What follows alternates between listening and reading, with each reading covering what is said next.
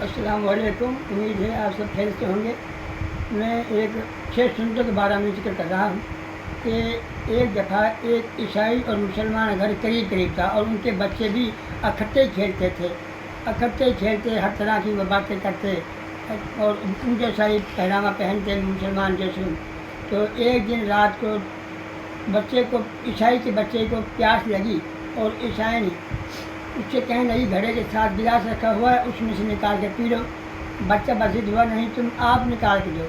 वो नींद में उठी और उसको पानी दे दिया, गिलास पकड़ा और उसने घड़े में डालकर उसको पकड़ा दिया। अब बच्चे ने गिलास पकड़ा और वो माँ तो लेट गई और बच्चा गिलास को लेकर गया दीवे के करीब। जब दीवे के करीब देखा तो उसने कहा, उसमें कुछ उसे नज़र आया तैरता हुआ।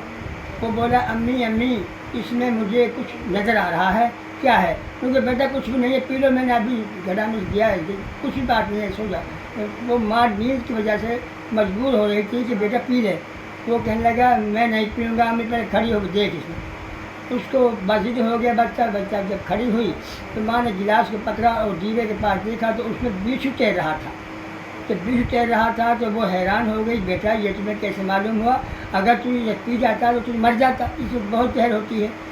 वो कहने लगा बच्चा ईसाई का कि भाई मुसलमानों के बच्चे इसी तरह पानी पीते हैं, उनके पास 6 सुन्नतें हैं पानी पीने की, और मैंने भी वही हमने सीख रखी हैं और हम उनके से काम करते हैं।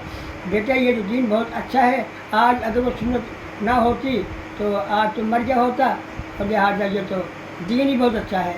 उसने अपना दीन छोड़कर वो मुसलमान हो गई। और अस्सलाम वालेकुम। अल्लाह।